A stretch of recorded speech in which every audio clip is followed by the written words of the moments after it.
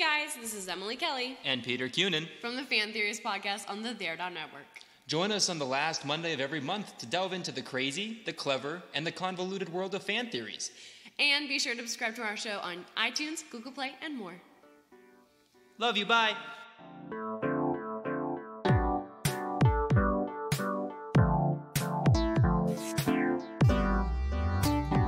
Hello, and welcome to the Todd and Taylor Show.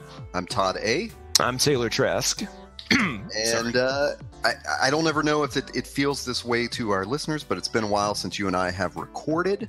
Yeah. And 2017, Todd. You've been fighting off some. Oh yeah, 2017. Happy New Year. Yeah, Happy New Year. You've been fighting off a flu for a while. Yes. I've been taking Airborne like my life depended on it. Which is good because my flu was so strong that it would probably reach through the wires, through the inner tubes, and out through your head setting and infect you. So oh god, it was that bad. I'm still, I'm in the final three. It's like haunting me, like a cough and like nose. But man, for 2 weeks, I was just in. Yeah, that sucks. I wanted to die. As many of you out there, I'm sure, are familiar with when you have a flu. It's just been a while since I had one like that severe. So it's kind of like, what? How do you exist? I don't even know. I don't either, but you have been passionate about something, so I feel like I should just open it up and say, what's got you going these days? Well, like disclaimer for those out there with the angry old man rant or angry 30-something geek rant or whatever you want to call it. I had a trigger. I was triggered tonight, Todd. What was the trigger? I don't think we touched on that one in our preliminary conversation. No, it was. The trigger was absurd. It was an issue of Country Air Check, which is this PDF that comes out every week. That is sort of like a industry newsletter for the Nashville country industry. That's not important. What is important is that it really kind of kicked up the dust on my sort of increasing disdain or concern or all of the above for where the creative industries are in 2017. Right. Yeah. And by that, I mean this. I have to disclaim this because everybody out there listening, I'm sure there's people who are going to be like, oh, you're getting old. The problem is, as I have gotten older, I become more attuned and sensitive to the fact that we live in a world that anybody anywhere can create something, whether it be music, a book, a movie, a graphic, an ad, anything you want. And so the idea of being inspired by the best of the best and consuming the best of the best, and from a commercial standpoint, selling and exposing the best of the best, you think that's where we would be oriented as a culture, right? Sadly, I feel like that is where we couldn't be further from that. Like you look around, pardon me, you look around, Todd. Yes. And I will try my best not to get into the musical side of this because I know you have a blog post coming up and yeah, we got a forthcoming rant.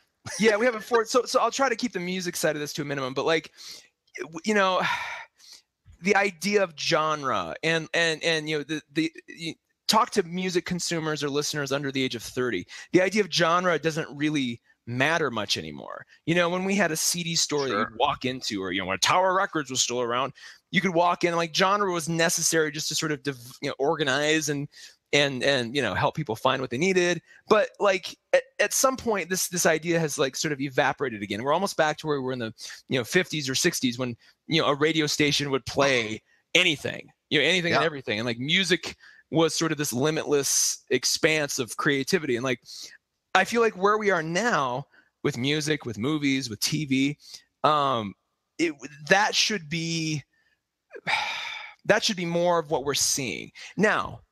I'm not discounting all the wonderful things that have come and gone, in the last year, even like, for every piece of crap band or song that comes out, there is like, a really great, there's Daft Punk's Random Access Memories, or there's, pick your poison. Or on the TV side, there's like a Stranger Things, or there's the newest season of Game of Thrones. Like there is quality out there, but I see more and more sort of the incentive behind studios or labels or publishing houses is to, instead of embracing that by the horns, they're just hunkering down more and more into this sort of posture of safety and coloring in between the lines and not being adventurous.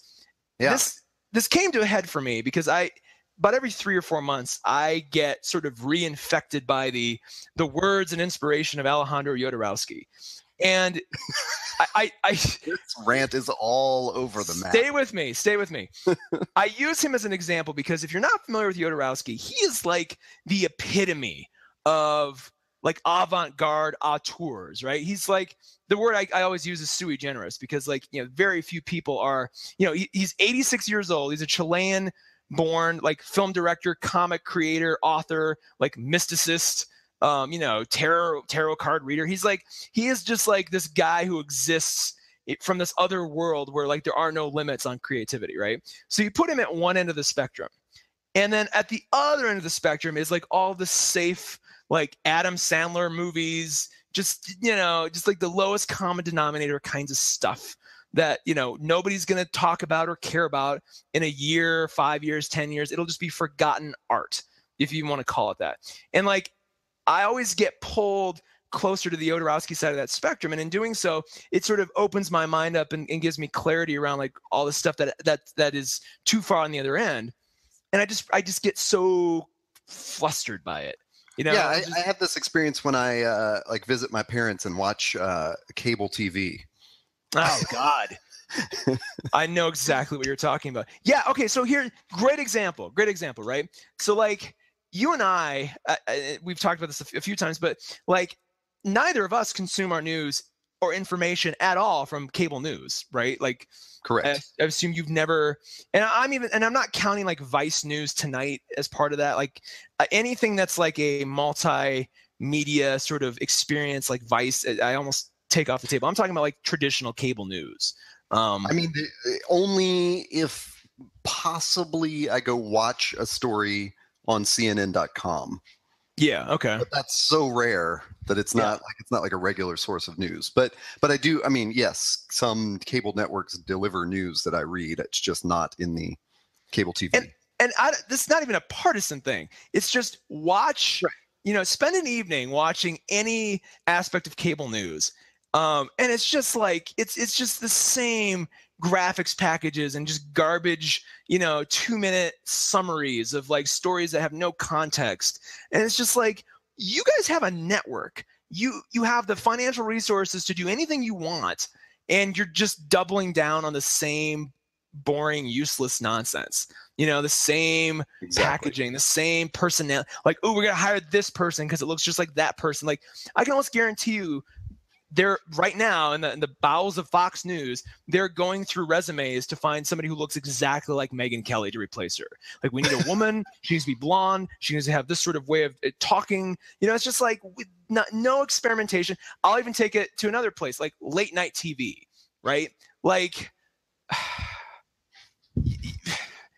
we went from a place where Johnny Carson was like the only guy, and then Letterman behind him, to maybe there were, so it was just that and Letterman too. Like there was Letterman, Leno, and maybe one or two others, and Arsenio, came and went and that kind of stuff.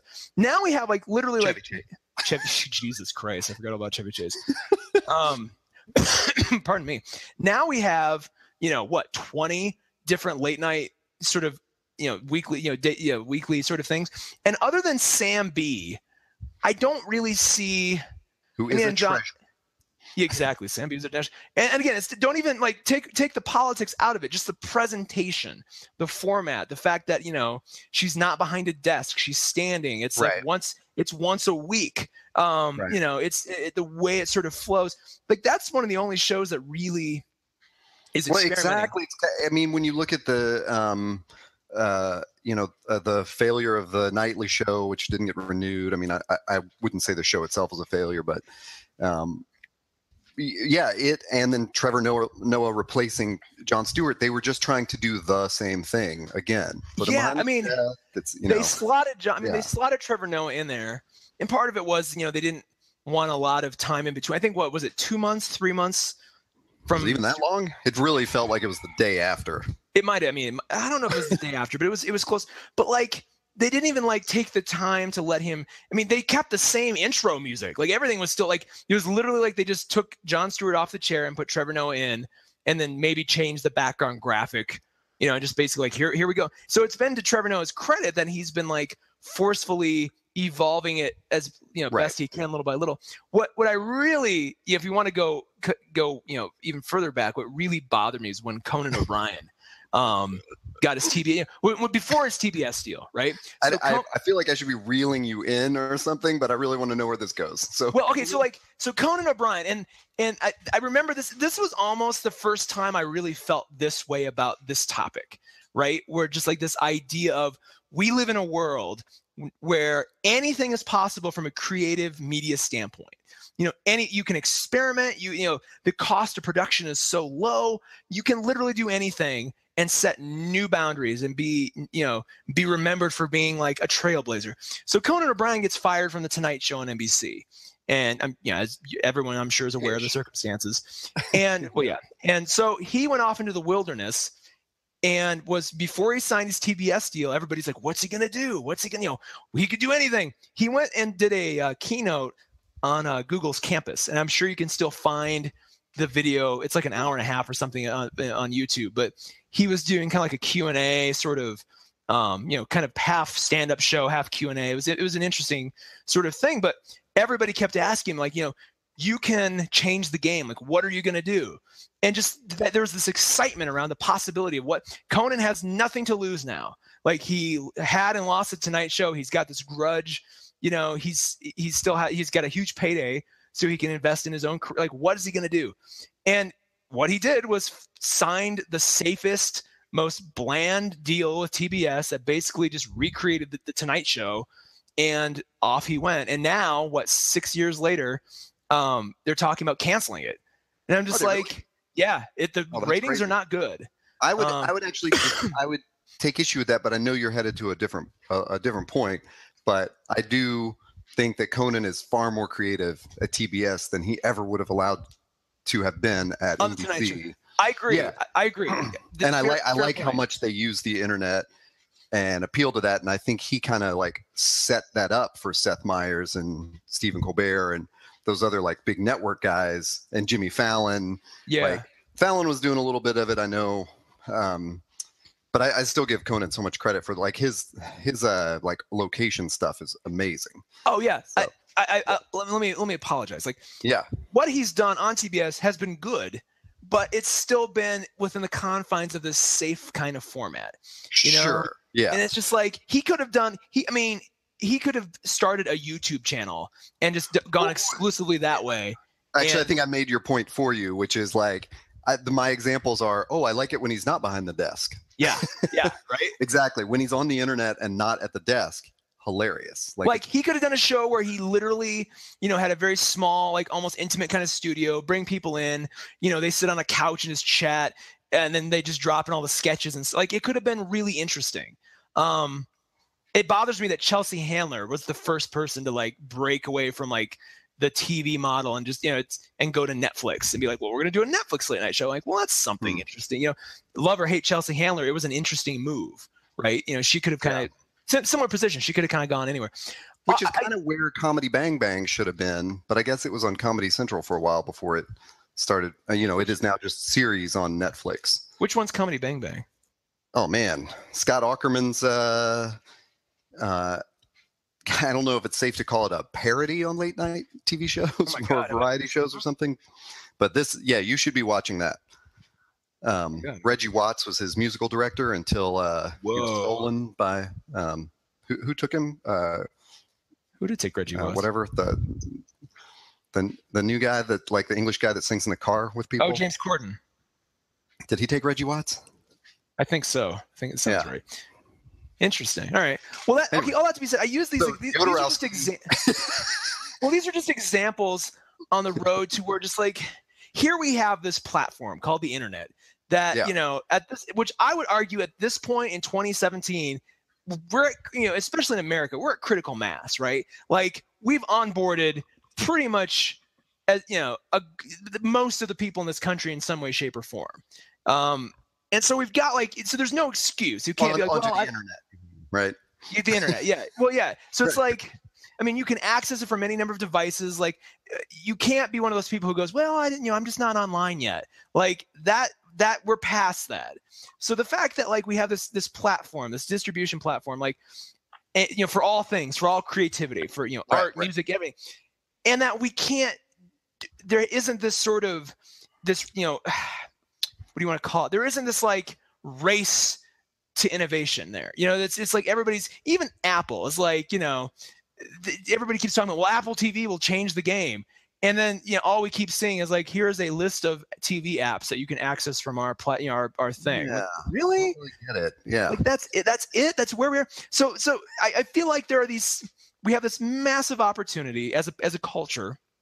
And I do want to keep this as like a cultural conversation. Like I use myself as like kind of the litmus test, or as kind of like the, my way to guide through this. But this is a cultural thing. We have this platform. We have, anybody anywhere can create something and put it on this platform. Anybody anywhere can gather that stuff and do like exclusive deals and build like the new labels or publishing houses of the future, where, like you have like the greatest, most diverse stable of quality stuff that has ever existed. And yet nobody seems to want to do that. I mean, let me backtrack. People want to do that, but like at large, in terms of an industry or commerce, nobody seems to want to do that. Nobody wants to embrace it whole hog. Now, I don't want to pivot you too hard into comic books, but that was where we were going with this. Yeah. So my point to you off the air before we started was, the only industry that seems to actually completely be free of restraints in terms of creativity or, the way they're telling stories or doing art is the comics industry. And yeah, you have your big two doing your traditional stuff, but outside of that, there is, 25 publishing houses that are all image-like in the way they sort of do content. And you could walk into a comic store and, any comic store in America and see 10 spines of books and know, oh my God, I don't even need to read this. I know this is going to be interesting and it's going to change my perspective. It's going to enhance me as a human being, right? Like I'm going to walk away from this book and gain something. So I'll tell you what would be fascinating is if you and I, in future episodes of our podcast, could find the people that could explain this path to me, because less than 10 years ago or so, there used to be this website, which I tried to find before we started recording, and it appears to have disappeared, which was just quotes on comics. And it was just creators and stuff that they pulled from interviews. And you could just endlessly, as I did, refresh this page and get new quotes from people about the industry and stuff. And they were just, fun and inspirational and whatever. And one of them was, the comic book industry seems determined to make all the mistakes that the music industry made on their way to digitizing everything. And at the time, like I remember reading that and going into my local comic book shop and talking to the manager there and saying, yeah, I was, we were just talking about digital comics. And I asked, are you seeing an effect here? And we talked about it. And I would say, and here's where it would be great to talk to the experts, that trend has kind of reversed itself. And I wonder if one of the primary reasons for that are these big labels who are pushing that envelope, and if they were able to sort of innovate enough that it dragged the big two into a better, business plan or whatever, because I see that now, like comic book stores feel even more vibrant now than 8 years ago. I mean, let's go back to the 90s, right? In the mid 90s, the comics industry was basically near dead, right? There was this, and I wasn't there. I wasn't an active customer then. So I only read about it in the history books, Todd. Like I'm, but like there was a point in the mid 90s where an Image then is not Image. I mean, Image then was like every sort of like generic superhero they could throw at you with like giant splash, but like Image was almost like a dirty word for some point. So like it's come a long way, but I feel like, in the face of that, like at no time did the industry like get safer, right? It wasn't like, well, we better just do these kinds of things and not, it'll always be like Batman kind of stories. It's like, if you track the evolution of the industry and the kinds of titles that have come out since, like, let's just say 97, 98, right? It's gotten more diverse, more creative, more interesting. Like every year, like it's just like this tidal wave of like new and interesting voices and new and interesting art that's just like, it's spellbinding. And yeah, there is safe stuff out there. I'm not dismissing that. And so a lot of the safe stuff is really, really good too. But it's not like you have to, shovel deep to find the really interesting stuff or find something that's just going to blow your mind. Like it's all equal. Like it's all there. That's that all equal point is so huge, because that's something we've seen in music all along, where even if there is and there certainly is now, like a great variety of indie labels and underground labels and stuff like that, but they even still don't have equal visibility. Whereas when you walk in a comic book shop now, again, at my local shop, the only difference between the appearance of Image or any other small, any other indie press that's not one of the big two, is the size of wall space. But they're at the same eye level. They're just as on display as Marvel and DC. It's just that, Marvel has more titles. So they have like 4 book cases where Image has 1 or something like that. But there's no discrepancy. But there's still a local place to go find out about comics. And at that place, everything is on an equal level. Yeah. Which is compare that to like a Barnes and Noble, because I don't want to I don't want to leave traditional books out of this conversation. So like you walk into a Barnes and Noble, I don't have that.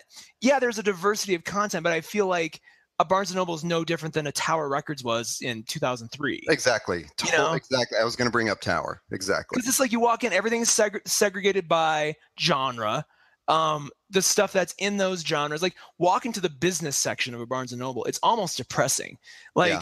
It's the same kinds of covers. It's the same kind, like it's every book is like the same concept, just slightly rewritten. And I'm just like, who is this for? Like everybody's nobody. Seth Godin, I think, was the only one who I ever heard of wanting to be daring. And like I forget which book it was, but he told Penguin, he's like, all I want on the cover is a picture of a lizard. Like that's it. And like no title, no nothing. And they're like, well, we can't do that. He's like, well, why not? Because like the point he was trying to make is the book talked a lot about, our lizard brains and how it's they're holding us back developmentally. So he's like, why not just slap a big lizard on there, and put my name on the spine and there you go. And it's like, that would be even more appropriate today in a world of Amazon, where you don't even need the title on a cover. Like the title is there in the meta information. Exactly. And yet people still are like packing these covers with like, it's the same, like, I think in the last year, it was like every title, every cover was red and white with the same font and the same, the same, like cleverly, 6-worded, like little subtitle. And I'm like, it just, in 3 years from now, who's going to remember any of those authors or any of those books? I mean, it's like this idea of disposable art being okay is not okay, right? Like I think that's really the core of my gripe, is that if you're somebody who puts in the effort and you're trying, and maybe you're just not experienced enough and you make what others consider disposable art, that's one thing. And if you want to keep getting better and you're like, well, that didn't work, so let me try this, or let me try this, and you're evolving your journey as a creator, I have ultimate respect for you. But when it's like, when the commercial imperative is to go, no, we're going to intentionally make shitty art and intentionally spend money on promoting it, and that's our business model. Like, why? Like, why in 2017 is that okay? Like, why is I don't understand it. Right. When it's been proven that something weird and kind of underground can basically be just as popular or get as many views or sales or something. Well, like, here's going back to music for just a moment. Are you familiar with Sturgill Simpson? No. Sturgill Simpson, like every time I bring this sort of conversation up in my music circles, I'm like, and again, I'm trying to hold back because I know you've got a whole other rant, but like, the Nashville music scene is ... fill in the blank. I always get told like, well, Sturgill Simpson he's your guy.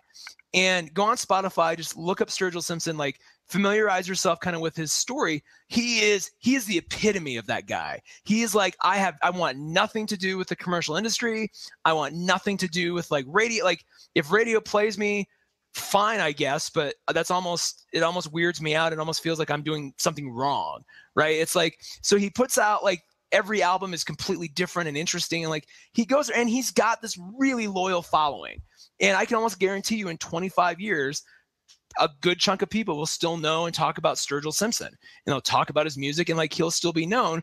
Whereas 30 artists coming out this year that just are the generic nonsense, like nobody's going to know who those people are. I mean, it's, which is, we talked about, I feel like we talked about this on a podcast, but the Knoxville, Tennessee band Super Drag, and I'll get these numbers wrong, but I did an interview with them the year they were getting dumped by Elektra. They had just gotten dumped and had found the indie label to release these recordings that they had spent years like litigating to get back,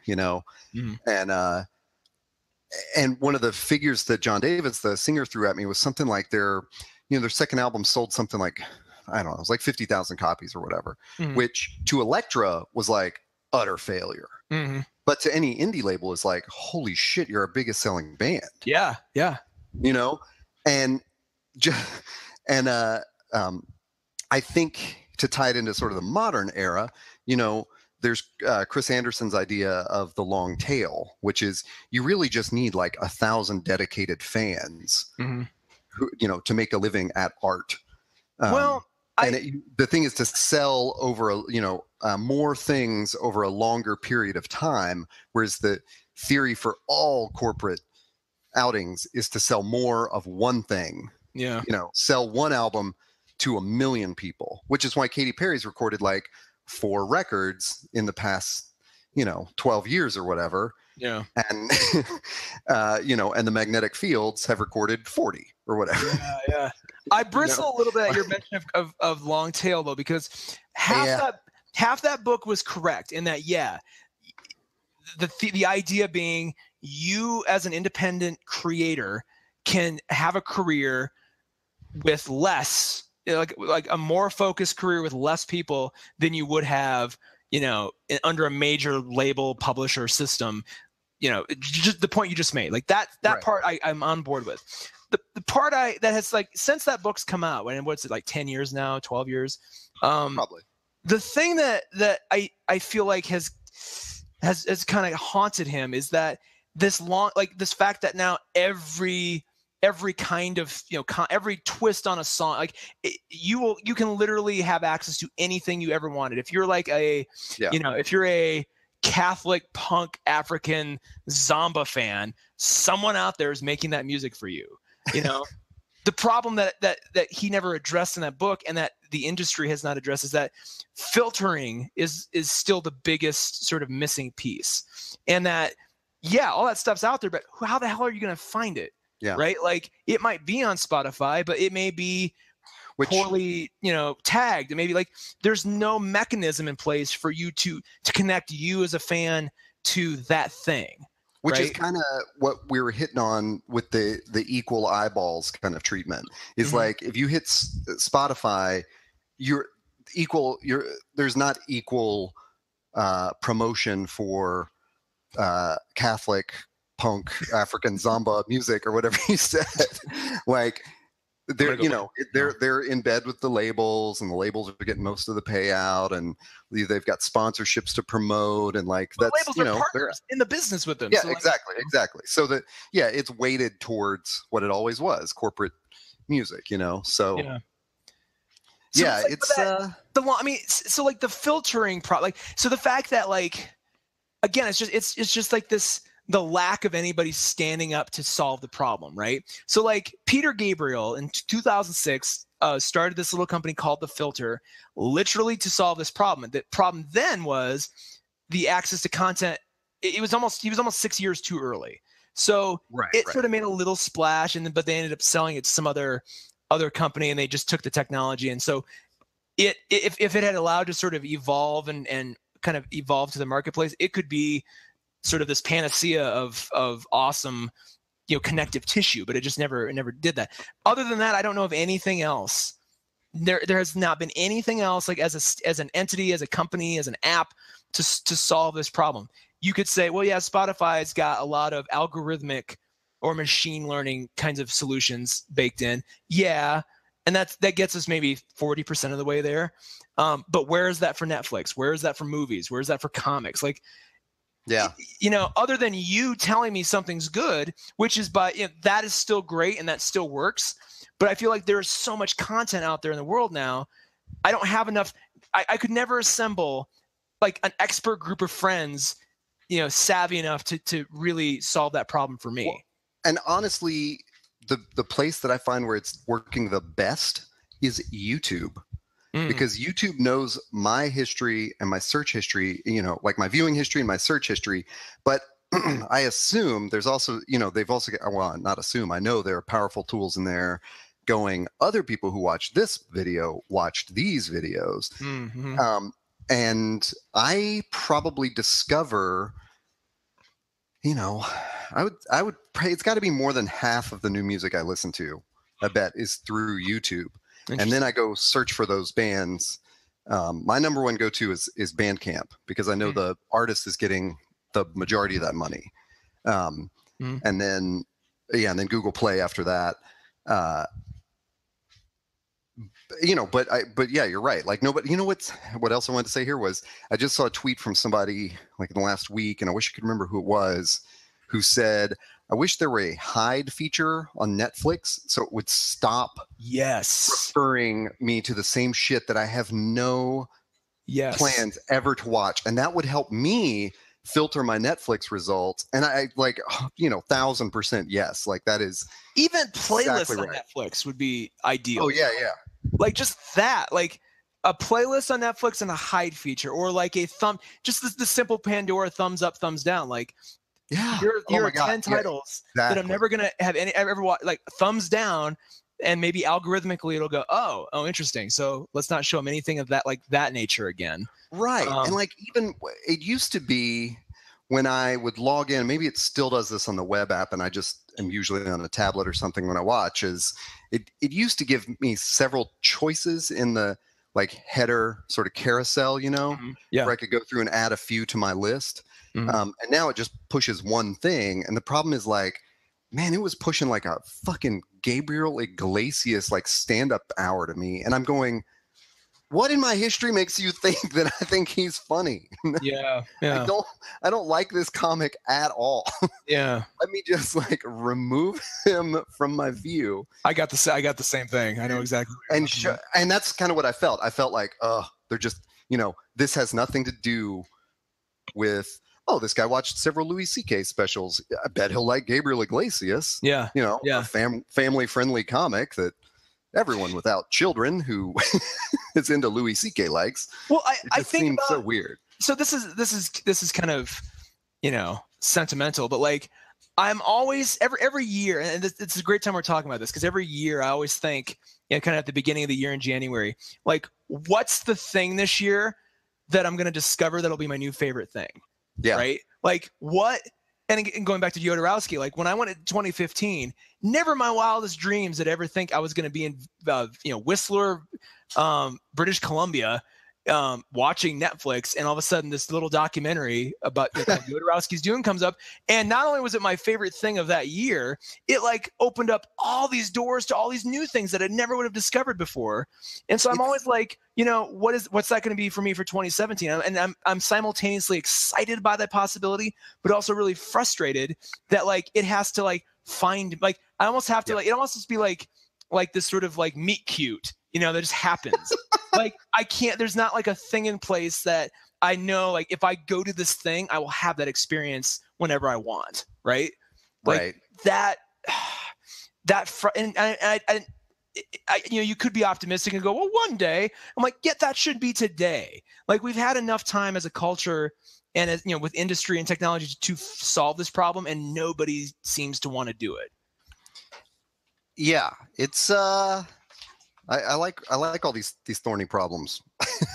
And it's like, and somebody's like, well, why don't you solve it? I'm like, I alone, like by the time I would be so frustrated by that process. And maybe that's the problem. Maybe it's like, maybe it is such a thorny problem. Maybe there are like secret government labs trying to solve this problem right now. And it's just, they can't keep anybody on the, employed because they keep getting frustrated and quitting.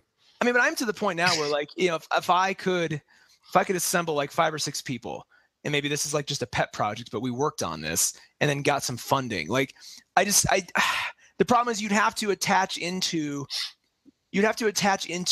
so many different, like you'd have to attach into Spotify, into Netflix, into Amazon, into iTunes, into, all these different sort of proprietary platforms. Some of them are more willing to give their API access to you than others are.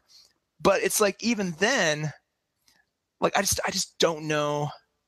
But even then, I wouldn't want, like, let's say I watch 5 episodes as I often do. I watch 5 episodes of like Silicon Valley in a row, right? And then the next day I watch the same 5 again because it's just, it's pleasant background stuff that I can work to, right? Or I just like those become my like go-to, like, hey, I just want something in the background that's familiar and fun. But Netflix goes, or Amazon Prime goes, oh, you really like, we're just going to only show you stuff that's like that. I'm like, well, no, there's different circumstances under why I watch these so many different times. So I wouldn't want to be pigeonholed. So it's like, there's so many factors that go into like consumption that I think I just don't know. Maybe Amazon's in probably the best position to solve the problem because they have access to so much media and so much customer data. But the fact that they're not doing it bothers me too. It's like, who... You just gave me a chilling thought, which is maybe Netflix looks at my viewing history and goes, God, nobody watches this much 30 Rock and Parks and Rec except for people who love the shit out of Gabriel Iglesias. Let's sell him hard on this new Gabriel Iglesias. But that's a flaw in that. I mean, didn't Netflix 5 years ago pay stupid money? They had a bounty. Yeah, like a bounty to whoever could help them tighten up their algorithm. And I have yet to see the results of that experiment. Like nothing. I mean, nothing seemed to really change in my queue or the way it sort of. In fact, it got worse, if anything. I have this weird feeling that there was a terrible collapse with that. Let's look that up and report on it in a future podcast. I have a feeling that like something terrible happened, like it didn't work or something. The guy they paid, or interesting, the lady they paid, or whatever. I know. Like, should we talk about what? Okay, go ahead. I was going to say, should we talk about what comics we're reading?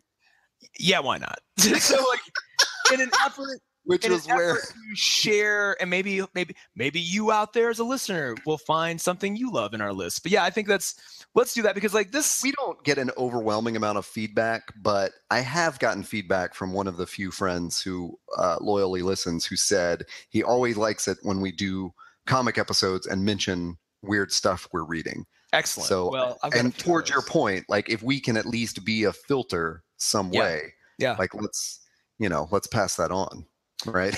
Indeed. Well, absolutely. Maybe that's kind of as a side note. We are the filter. Shit, Taylor, we've been fucking this up all along. Well, I mean, maybe that's something their network could take on and be more deliberate about. I mean, we should start putting lists like this on the website. Yeah. Well, let's go. Let's you do one, I'll do one. Like let's. Well, I thought we could start with this just absolutely gorgeous gift that you gave me at the end of the year last year, which is a book that you have read and gifted onto me, which is called The Art of Charlie Chan Hak Chai. I hope I'm pronouncing that correctly. Which the closest I can come to describing this, and I think it's very comical that on the back, above the barcode, it says graphic novel, and it is a graphic novel in the sense that like Chris Ware's The Smartest Kid in the World, is that what it's called? Smartest Boy in the World, Jimmy Corrigan, is in that way that it's a graphic novel. Like it is not, it's not a story like front to back. But there is linear story. Like it's the way I described it to you, because of all the places, I was in DC in December and went to their was it the Betcher? I forget what Sackler Museum of Asian Art, and in their gift shop, this was there. And I just picked it up and kind of thumbed through it, and I was like, oh my God, it is part history book, part autobiography, but not really, part like sort of collection of like this guy's work, but not real. And I say not really because when I first picked it up, I was like, oh my God, here's this guy named Charlie Chan who like we've never heard of, who's been this like unsung like hero of Singapore. It's Singapore, isn't it? Yeah, Singaporean art. Yeah. Like, and then like he's finally having his day, and then like it says, compiled by Sonny Liu. What you pointed out to me, or you at least sort of turned my eye to, and that later we confirmed, this whole thing is completely made up. And it's not like they were trying to deceive us. It's just that it was so well done. You don't realize that Sonny Liu created not only the fictional character of Charlie Chan, but all his fictional work, his fictional backstory. And in doing so tells the story of like how Singapore evolved culturally, politically. Like the whole thing is like this just tour de force of like art and information and like storytelling that like I have not seen in comics, I don't think ever. And honestly, I'm still confused where the truth in that is, which is like I kind of want it to just sort of live in ambiguity for me, where like when I Googled it, there was an NPR story called "An Imaginary Cartoonist Draws a Very Real Homeland." And there's a quote on the inside of the book that says, "By reflecting on the life and work of a comics creator whose career spanned half a century, the art of Charlie Chan Hak Chai comments wryly on Singapore's past," and blah, blah. So that quote makes it sound like, no, this is a real commentary on, like this is a real story. But then the NPR story made it sound like, no, Charlie Chan Hak Chai is a total fabrication. Yeah. And like I said, I just want it to kind of live in that ambiguity of like, I don't really know what is true. Yeah. It's that the truth about the history of Singapore, I guess, is what's enthralling. Yeah. But I almost feel like we need to describe it more. So it's a hardbound book, and one page will look like normal sequential comic book strip. And the next will be like a perfectly relict, like old comic book cover from like the 50s or something. Or the exactly. 40s. And then there'll be something that looks, where it's clearly like a comic panel. Like I'm looking at one right now, which is clearly a comic panel, but it's been drawn to look like a photograph that's been taped into the page. Yeah. And then above it is like typewritten copy sort of describing this moment in time. So it's just such an interesting mix of like, it's a mix of media while it's all still ink on paper, Yeah, totally. And then and what makes it even more sort of layered or confusing, depending on your take, is that throughout the book, the sort of cartoon of Sonny Liu, the compiler, quote unquote, will appear and sort of give you like cliff notes. Right. It's like, you're reading something, he'll go, at this point in Charlie's life, blah, blah, blah. And then like, Singapore was being taken over by the British. So Charlie thought doing an alien comic would sort of be his commentary on it. So you're just like, so is that, so like, it's almost best to go into this not even asking the question, what is real and what is not, because it's so damn good at recreating kind of everything that you're just like, I mean, yes, all the stuff that is sort of loyal to the history of Singapore, like political figures, that kind of stuff, that's all real. But sort of this other context or this other layer of this artist, and the thing that really struck me about the, just sort of the way they present Charlie Chan's life is that they go from, they give him like a history where he started drawing, comics when he was 10 and he met this other guy and they wanted to do comics together. And it shows him like, and it's almost like it has this heartbreaking moment later on where they show him like finally leaving Singapore to go to San Diego Comic-Con. And it gives you like, sort of what Charlie Chan, the character, wants that experience to be. And like everybody at Comic-Con's like, you're brilliant. Where have you been? We love you. We can't wait to work with you. And then it shows you what really happened, but not really, because the whole thing is, fake. So it's like, it shows him like at Comic-Con, like nobody's paying him any attention. Like, he walks up to this table and the guy's like, oh, that's cute. Thanks. Bye. It's just like very sort of like the harsh reality of the industry.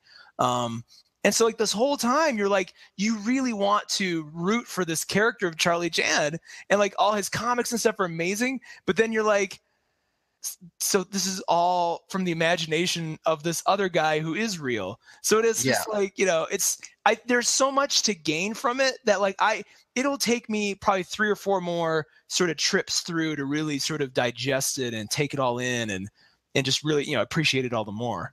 Yeah, it's amazing, and thank you publicly now for this gift, because it's just like permanently got a place on my coffee table, so that anytime I'm sitting here, it's like, I'll just pick that up and start going through it again. It's incredible. Well, and kind of to our other conversation, like I thought of you instantly because A, this is like something I'd never seen before in the medium, but B, like it really talks about the artist's struggle in an interesting, meaningful way, which I thought would be really sort of interesting to you.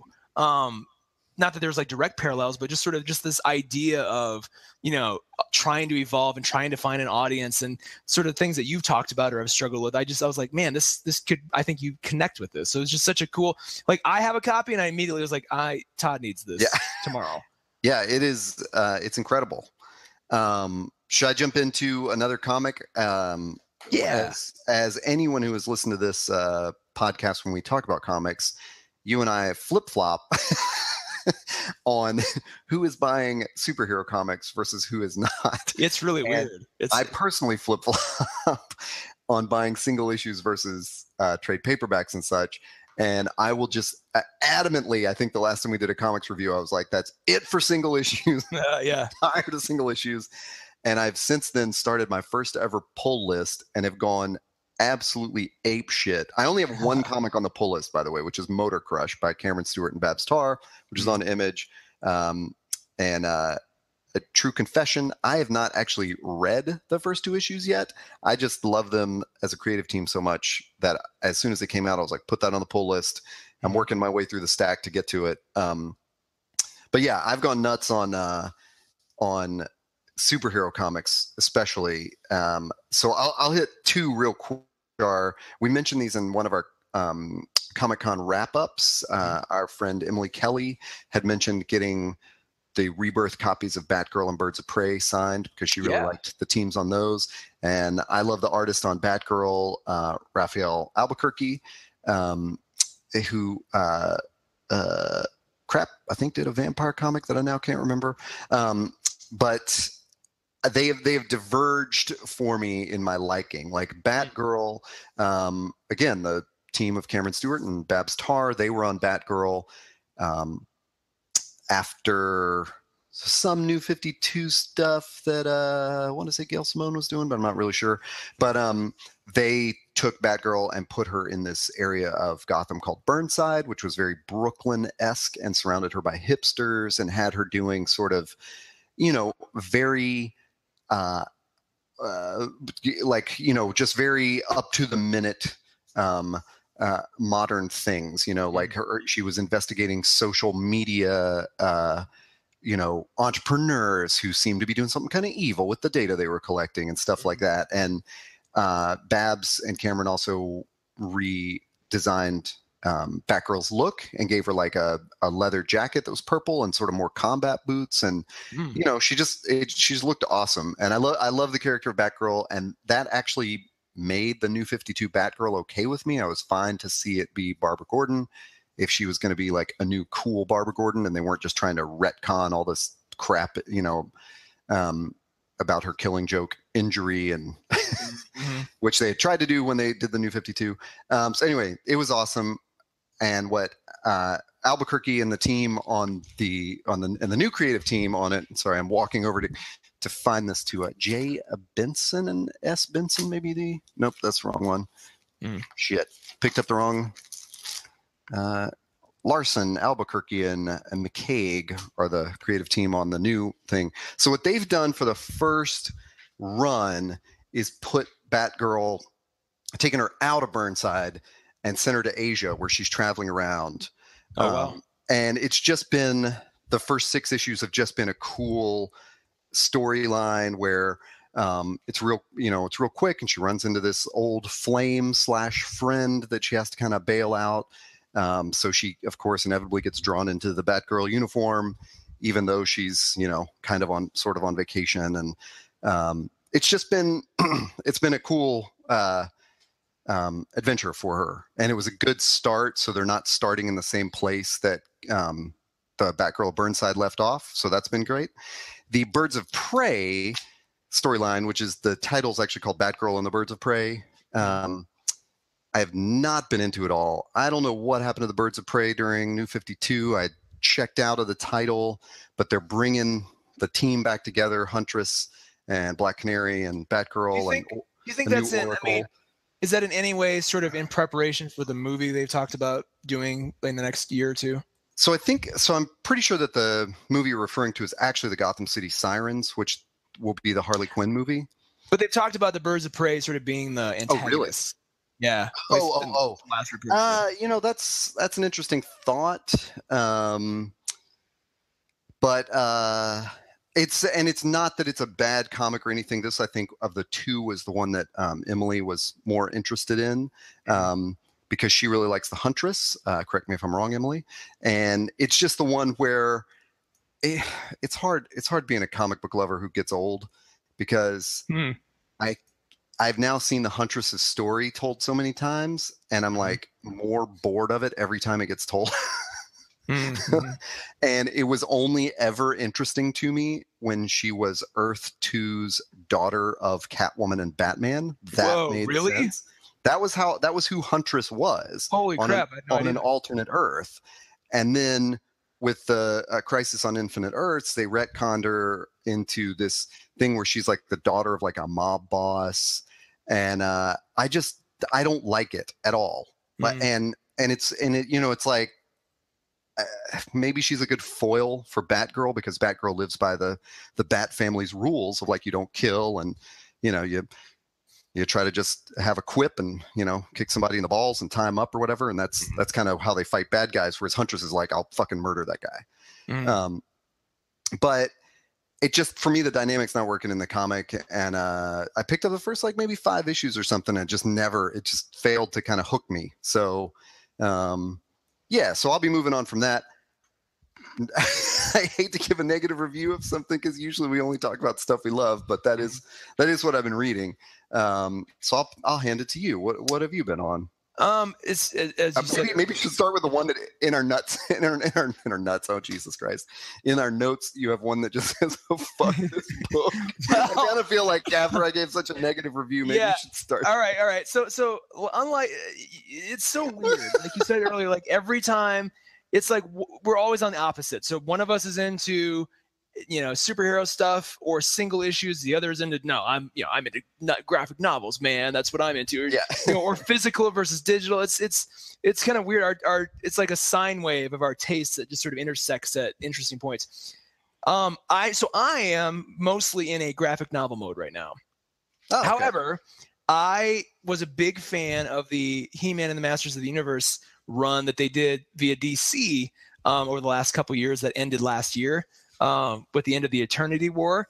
And so they left that with I won't even get into the story of like what happened, but they left it on a cool sort of ending where it's like, okay, they've set up all these stories. Like they could easily do a She-Ra series now. They could easily do a continued He-Man series. And then what they, so they kind of left it like, we'll pick this back up again soon. So what they announced last year, they're like, what we're going to do is He-Man and the Thundercats. We're going to have a mashup, a team up. And I was like, oh my God, if you take where He-Man is at the end of Eternity War, that's going to be badass. Cause like what happened to Skeletor, like everything kind of makes sense. And like their whole, sort of the primer was, Mum-Ra is going to be the big bad. And he's going to try to get the, He-Man sword to, fight against Lion-O's, Sword of Omens. Everything's on paper made. I was really excited for this. Well, if you go to Amazon and just, even look at the Kindle copy, it is utter garbage. Like, I don't know how else to say it. Like, the art is just ridiculously lazy and sloppy. The storyline has nothing to do with anything that we saw during the Eternity War. It doesn't pick up after that. It doesn't even pick up anywhere in between it. It's just like, this is a story that exists completely independent of that. So like, it's really confusing to figure out like, where is Adam and He-Man? Like, where is that whole world at this point? And just the idea, like, I read through the first issue and it was a struggle, and I'm just like, I have no interest in continuing on. Like, it's just the whole thing seems like the biggest wasted opportunity. That's of, so of the weird, year, because you would think like He-Man has been out of the public consciousness, I assume, for a long time, and to introduce it to a new audience, if you've set it up with all this like this other series, it's like you should definitely build on that. Like, don't start over again. They left it. I mean, they were doing the new Masters of the Universe run. I think it started in 2012. So it's been going for a while, and every issue, they've had different phases and different sort of story arcs, but it's always built on what's come before, right? So it's always been, even their little, at one point they had a Masters of the Universe versus the DC superheroes sort of crossover, like I think it was like a 4-part mini series, but it was in the middle of what was going on during the He-Man run. So like threads of that miniseries stretched back into the He-Man run, so it all connected really nicely. I was like, oh, perfect. And that was, just as epic of a mashup, like He-Man versus Superman was kind of, and then eventually at the end they all team up and everything. But so you thought, okay, they left He-Man at such a cool place at the end of the Eternity War, at the end of that entire run, that it would be so easy to just pick that back up again. If you were a new reader, you'd be like, wow, He-Man's costume is different. And like, how did this all happen? It would encourage you to go back and, pick up that series. And it just, oh God, even if the art was amazing, which it is not at all, like the story just, it just falls so flat. But then, insult to injury, the art is just utter garbage. I mean, I cannot speak lowly enough about this just terrible art. I have a great segue here, which is my friend and the artist Eric Coda texted a group of us a picture today of some of his collectibles on display, and he referred to He-Man's pal Battle Cat. I believe we established that was who He-Man has, this cat called Battle Cat. Yeah. But Eric referred to him as Tiger Buddy. Oh, Jesus. Which when he's in his, I said is amazing, and that's what I'm going to call him from now on, is Tiger Buddy. Tiger Buddy. But when Battle Cat isn't powered up, his sort of Clark Kent name is Cringer. So it's very much in that form he very much is a Tiger Buddy. Like it's like a green tiger. So my segue is that Eric is drawing the extraordinary X-Men. There's so many X-Men. So I have been checked out of X books since number 600 of some X-Men title. When I heard Eric was on Extraordinary X-Men, I grabbed number 16, which is the issue before the one he drew. He did all the art in number 17. And I believe he is coming back on for, I think number 18 is back to the artist who was on before him. And then I think Eric's picking up 19 and possibly more. Hopefully, fingers crossed. Maybe he'll have some ongoing work with this, because his work is awesome. I love his art, and I wish I could tell you more about the story, but I don't know what the hell is going on in the X universe these days. One thing that is very cool in some of the Marvel books is they do sort of a almost like a Star Wars crawl at the beginning. The very first page has the main characters, like a little profile picture of each of them, and then it gives you like a little rundown of what's been going on. Mm-hmm. And even though I'm staring at it right now, I would go, oh, that's what I read. Wow. So it is a little weird, like the time traveling and the like different universes and stuff that they are in. But yeah, again, like I love Eric's work, and actually I'd be hard pressed to find like an X-Men artist that I don't like. And although I say that, it's like I bet 1,000 of them will appear. But I just generally like the way people draw the X-Men. So even grabbing the issue before and after his will be fun for me, and I'll keep reading it as long as he's drawing it, for sure. Does he know what his run is yet, or is it just TBD?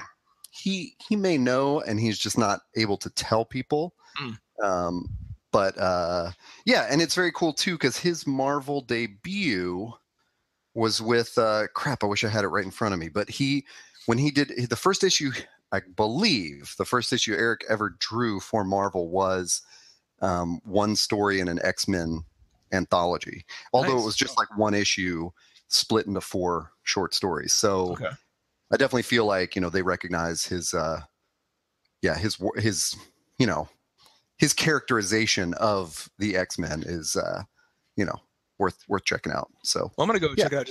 It's always fun to have a tangential connection to somebody. I know who made the thing, and it's so great. Like, again, go listen to our podcast archives. We talked to Eric's about his first experience in Artist Alley at Comic-Con. That's right. This past summer. So that's kind of a cool tie in there to go check out more stuff. So what's your next pick? So I have a couple. I'm trying to think of the one I want to do first.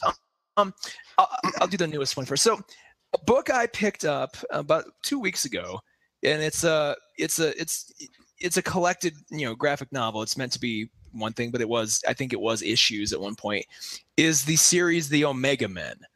And I've heard about the Omega Men for a little while. It's been brought up. Typically when you talk about Watchmen, at some point somebody in a comment section or just in general is going to be like, if you like Watchmen, go get Omega Men. It's very much the same kind of thing. It's not, it's not apples to apples. In that comparison, Watchmen is, again, sui generis. It is one of a kind. It's, it does things that no one else can do. Omega Men does have some really cool stuff. And what it is a sort of space opera allegory to the Iraq War as seen through the eyes of Kyle Rayner, the White Lantern. Whoa.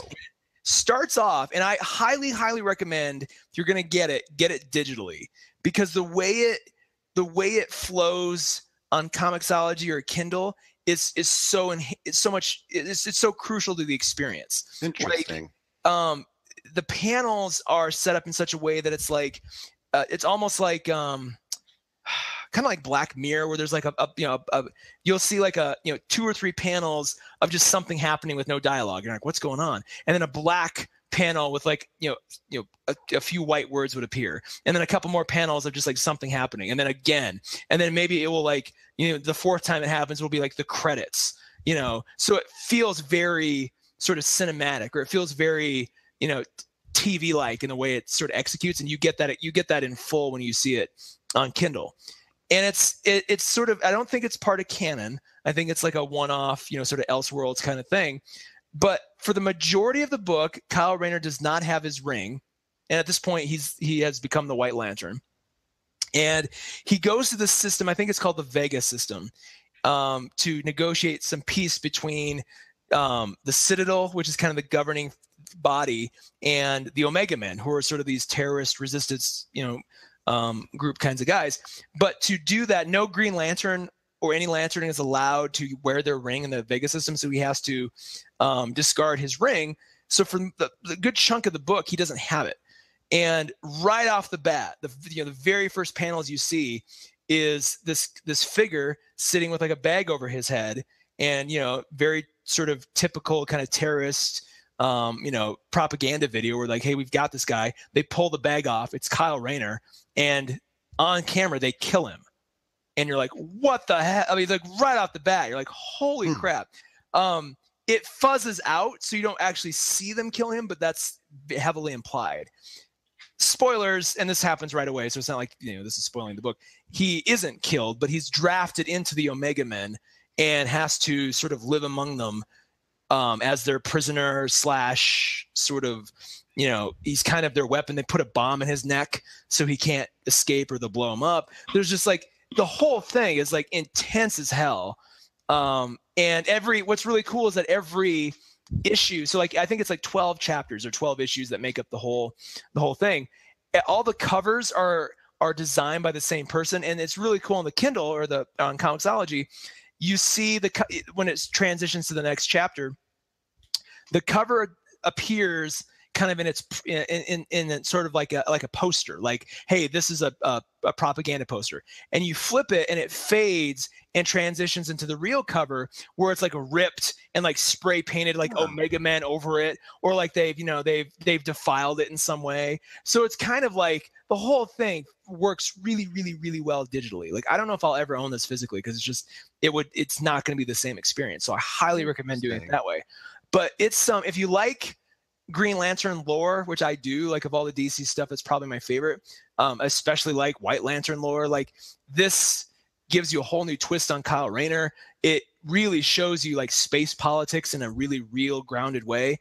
And yeah, it's an allegory for the Iraq War. So as you go, you're gonna be like, oh wow, a lot of this is really familiar to me. And the ending is a little bit disappointing.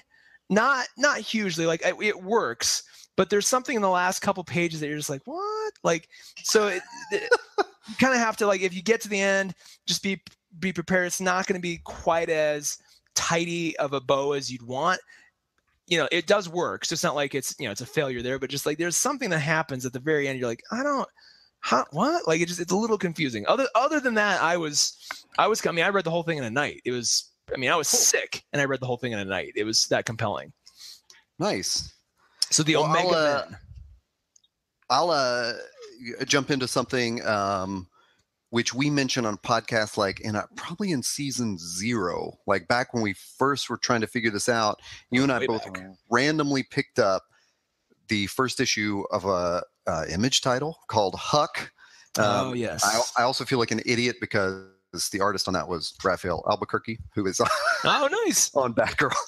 So a minute ago when I was like, I can't remember the other book he did I really liked, but it's Huck.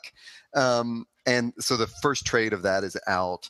And I don't know if we ever mentioned this on the podcast, but I know when you and I were like a couple issues in, I was buying the single issues and I was like, whoa, it just like the story got like, it didn't, not that it went off the rails. It just went to this place that I wasn't expecting. And so basically it's the story of a small town guy that is basically Superman, with, although they don't call him detective powers, he has this great skill at tracking things down. So like you lose your wedding ring at the bottom of the lake and he can find it, and not only can he find it, but he can dive down to the bottom of the lake. He can jump, out of the water and, onto a train and then, run home. And like, he's never tired. He's super strong, and he can find anything you lost.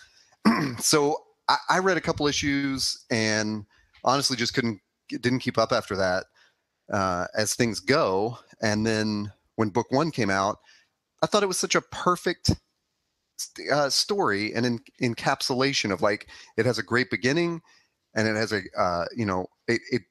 if anything, it sort of rushes through some stuff to get a lot of details of the story, but the direction of it is so cool to read. And it was just another of those trades where I just sat down and read the whole thing and was like, oh, that was super enjoyable. I really love that. You said Mark Millar, right? Yeah, it's Millar and Albuquerque and Dave McCaig again, who is must be the McCaig that's on Batgirl right now. Nice. Yeah, so. Mark Millar can kind of do no wrong in my book. So just from that standpoint alone, it's totally worth it. I would say this: if you're gonna pick it up, try to find the variant covers, because that's true. The variants are all movie poster homages to 80s movies. So yeah. Like a Ghostbusters one and a Blues Brothers one. Yeah. And like an ET one.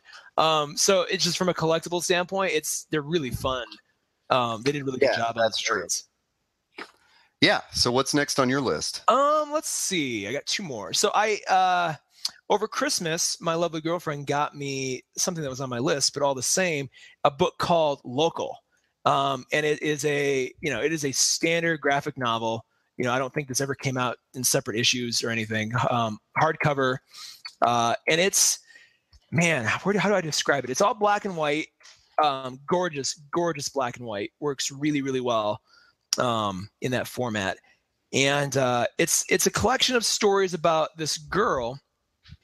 And I think it's like 12 different stories. Each one is named after a city and a state where she is. it's not clear. I don't think it's chronological, but it sort of follows her around her life. And each story thematically is very different. So when it starts out, like the very first one, it's her, I think, in like Portland. And she's at this gas station, and her drugged out boyfriend is making her go into the gas station to, I think, steal something or get something. So it shows her going through all these different scenarios of what would happen. Like if she goes in and tries to, she gets caught, this would happen. And it kind of resets itself. So at first you think it's like a time travel book. It's not that. It's just that particular story is showing her going through every scenario before she gets the one that works. And then that's the real one. Right. Another story is her at a movie theater, and she's a box office attendant, and there's just like this drawer of name tags, and every day she puts on a different name tag. And in doing so, she has she affects like a different persona. So somebody could come to the, ticket counter and go, "Hey, my daughter was here at a movie theater, and one of your employees was really rude to her. It was Carla." And she goes, "Oh yeah, that's Carla. Yeah, we fired her. She doesn't work here anymore." And you find out that this girl, like the day before, had put on the Carla name tag. And like in another name tag, she's like flirting with this guy a little too much. And eventually that guy catches her. So in every story, something happens that makes her have to leave town. And so she's always, in every story, she's trying to make that town or that city her home. She's trying to like make the circumstances work for her. And every time she ends up having to leave because she's messed up somehow. But it is well established that this is the same person in the same timeline doing this, or do you ever get the sense it's jumping to different realities? No, there's none of that. It may jump timeline, so it may like show her at age 34, then at age 26. Like I don't think it's necessarily linear. One of the stories is just it shows her nephew, and it's just a bunch of postcards that she writes her nephew, and you get to see her life through these postcards, but the nephew has a lot of problems. And then he comes back around later on, like in another story. So it's like, it's interconnected. It's just really, it's heavy, it's funny, it's heartbreaking. Like the ending is really, really appropriate.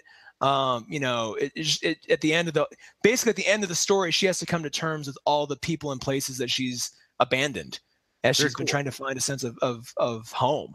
So it's just like, it came up for me in like a, 100 greatest graphic novels of all time lists. And it kind of seemed interesting. And so I put it on my list, and I'm so glad I did. So it's probably worth noting, like, is this one you read digitally or in print? What was the format? I got it as a hardcover print. Okay. I feel like it could work well either way. Okay. The art is gorgeous enough that you will want to own it in print. So, for that reason alone, I'd grab it that way. But I if you just want to spend less as a Kindle or Comixology copy, I think that would, I think it'd work just as fine there too. Awesome. Well, I'll plug I got one more series that I've been reading. I actually grabbed the first issue when I was up in Denver in November with you, which is the Great Lakes Avengers. Oh yeah. It is a Marvel. And now I don't know if the Great Lakes Avengers actually existed in the past. The storyline has a representative, like a lawyer from the Avengers, visiting this one particular character and saying, in order to settle these lawsuits, we're going to allow you to open up your chapter of the Great Lakes Avengers again. That's awesome. It's definitely in the vein of Squirrel Girl. In fact, I think she is included, or at least visited or mentioned, or will become a Great Lakes Avenger or something. And it's very, the vibe I wanted to get from it was that Legion of Superheroes vibe from the 80s, where it was like a bunch of superheroes with real superpowers that were terrible, like just totally useless superpowers. Not like Mystery Men, where they kind of they didn't really have superpowers. They just had skills that they weren't very good at. But so I was amused through 1.5 issues. I've got issue 3 ready to read, so I haven't given up on it yet. But I almost wish it had been weirder and crazier. Is kind of the thing, like in a world where Chew exists. Yeah, I would love to see someone interact with an established legacy universe like that. This is such a great template to do it through. Come up with 5 useless Avengers, but have them interact with the real Avengers and show how nutty that could be. Yeah, that was so appealing to me. So they can still go there. It's a monthly series, but at least the first 2 issues hadn't quite gotten there yet. And I just know when I finished the second one, I was like, you know what, I'm gonna take a beat before I dive back into this. So I'm looking at Wikipedia, and apparently in the sort of the back issues, of the historical issues, Hawkeye is one of the trainers. So this was a thing back in the day. Yeah. It first came out, I think, in '89. And so they, in fact, if you look at the team name section of Wikipedia, it goes, the team name has changed on several occasions. The Avenger Hawkeye first protests their use of the name Avengers. Yeah. And eventually the GLA sent a cease and desist order. Eventually they were sent a cease and desist order by the Maria Stark Foundation.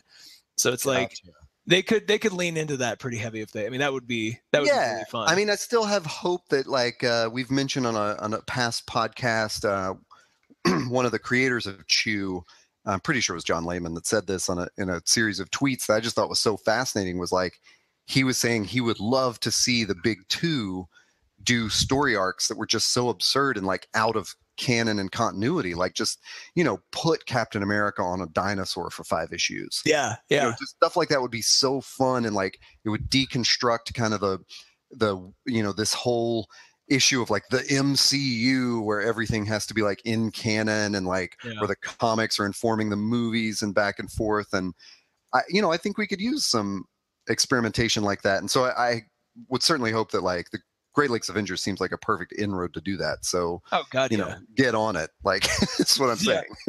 I'm going to keep an eye on that. That sounds fun. Yeah. So what's your last one? My final one is appropriately called The Final Inkle.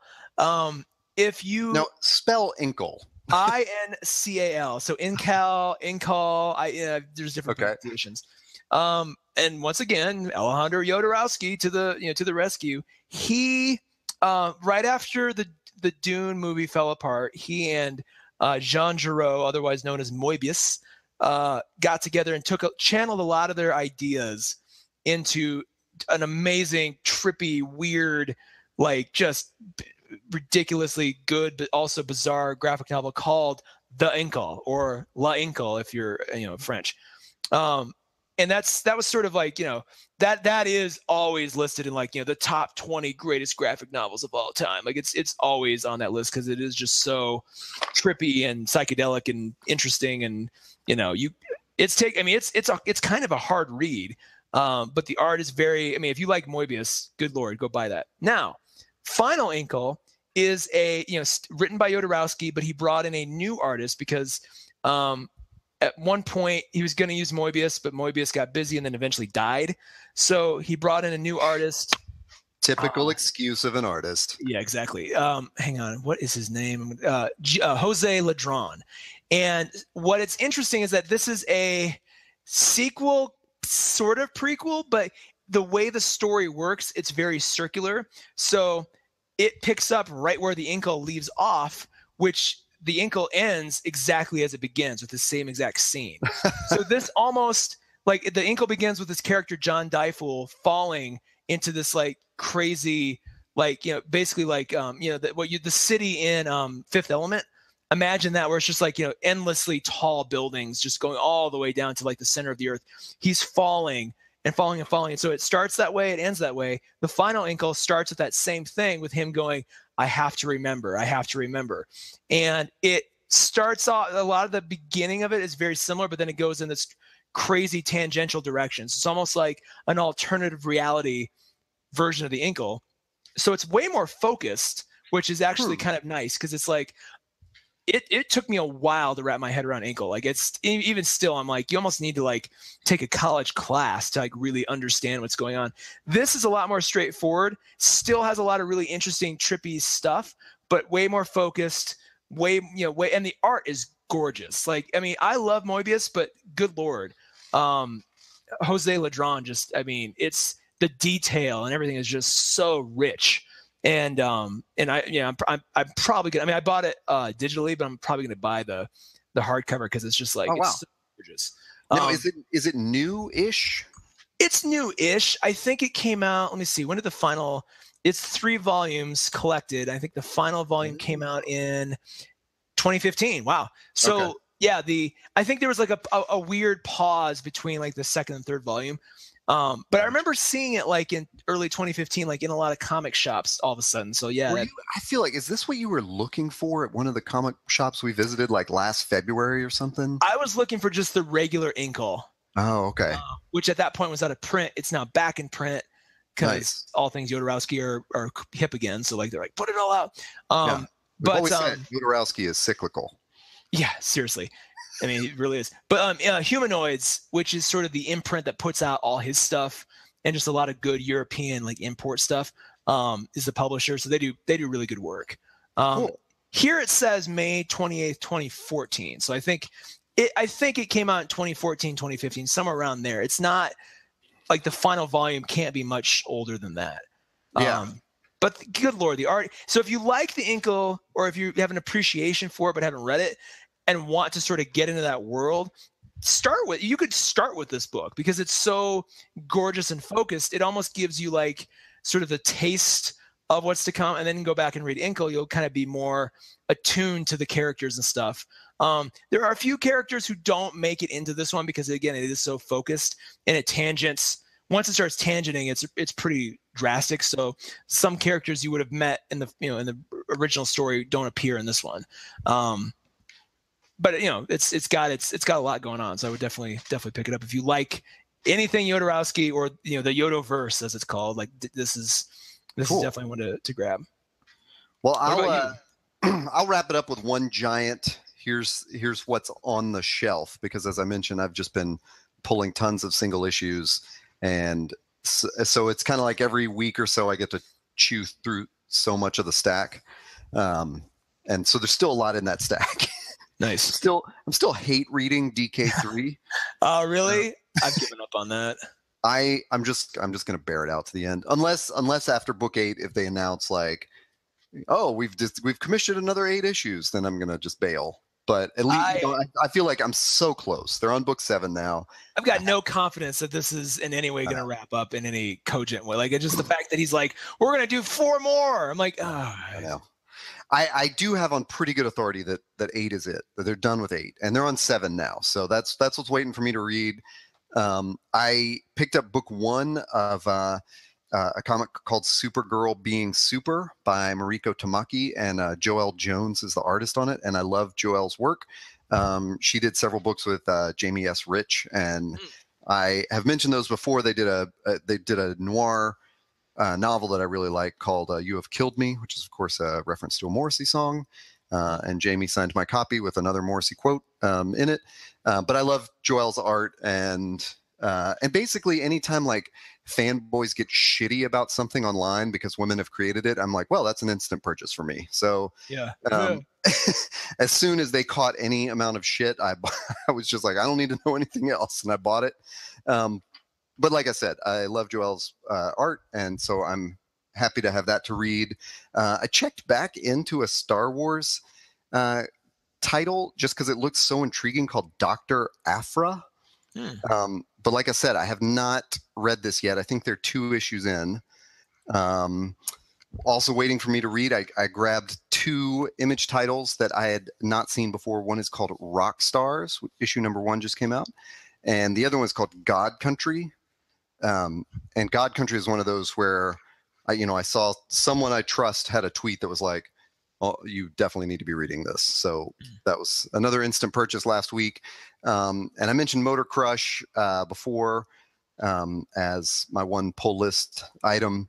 And and then I guess really the last thing on that giant stack of single issues, I'm just saying all this so I'll be accountable for it and I'll have to actually read them, is the Unworthy Thor, which is where they've brought Man Thor back.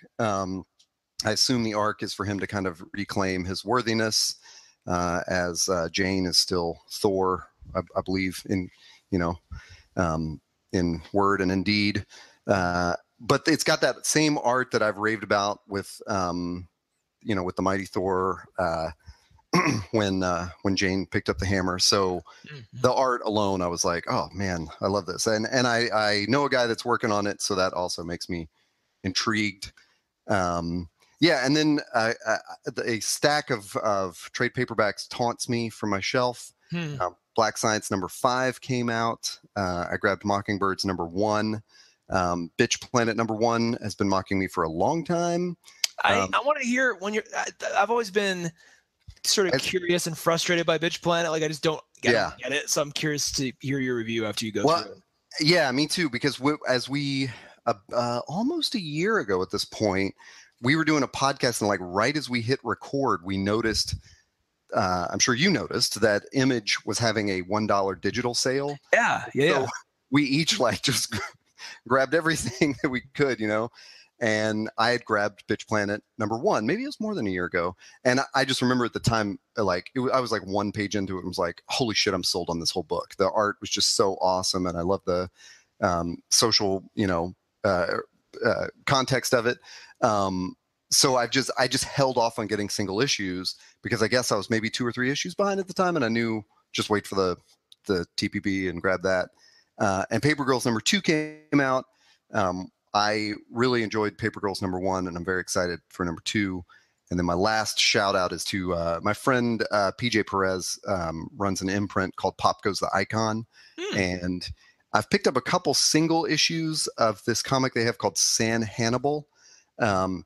And like I said, I've not read this trade that I'm holding. It is called San Hannibal, The City of Love and Fear.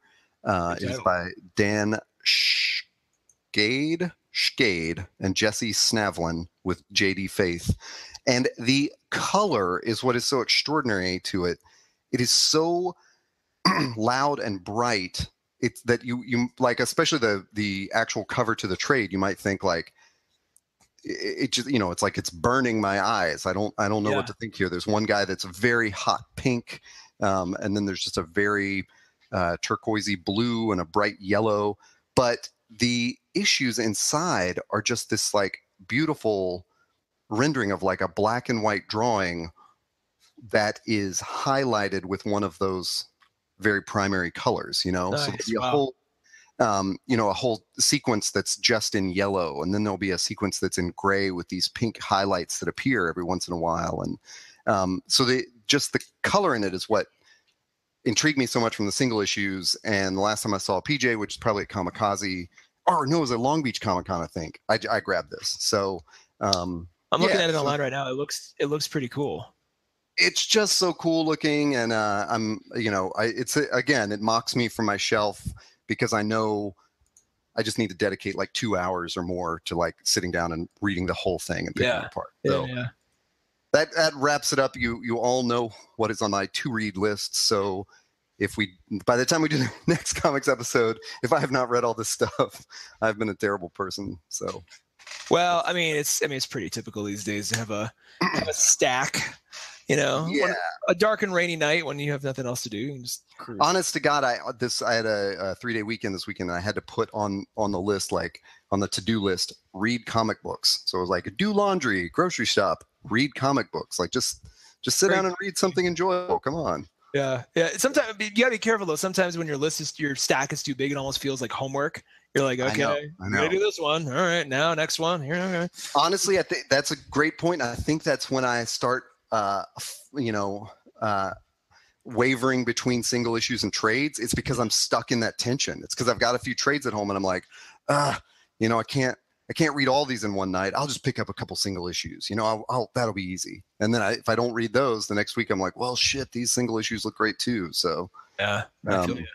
But I'm sure we'll flip again soon, and I'll be on the single issue train. It is a great problem to have. There is so much good reading to be done. So I'm excited about it. So that was probably a longer podcast than we meant to do, but I like where we started and where we ended up, and hopefully people stuck around to listen to it. And we ended up in a more optimistic tone than where we started. I think that's always good. So yeah.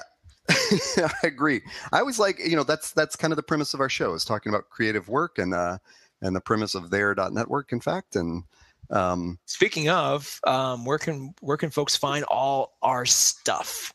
Find us and all our shows, including the great new podcast called Fan Theories, which has a new episode coming very soon. And our upcoming series or season of Wednesday in Westeros. Find all that stuff at there.network. Type that into a browser. Type there.network. It's shocking that .network is a what do we call those? A top level domain. It's a TLD. Yeah. TLD. Yeah.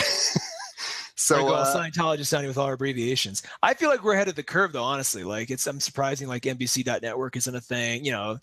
It's come on, we're there first. Yeah, there.network, and you can find me at Hey Todd A on Twitter. Where can people find you, Taylor? I'm at Taylor Trask on Twitter, and you can find us also. In addition to there.network, SoundCloud, wherever podcasts are downloaded or streamed. Oh yeah, and we look forward to seeing you or having you hear us on a future episode. So yeah, maybe we should say, maybe it's been a while since we said that. If you go to there.network, you will find ways to subscribe to all the podcasts we produce separately. So you don't have to, if you like one of the shows more than another, go to there.network and figure out how to subscribe to that one. Absolutely. Yeah. Awesome. Well, that does it for us. We will wrap this up and see you again when we'll probably rant more about music. That's right. See ya.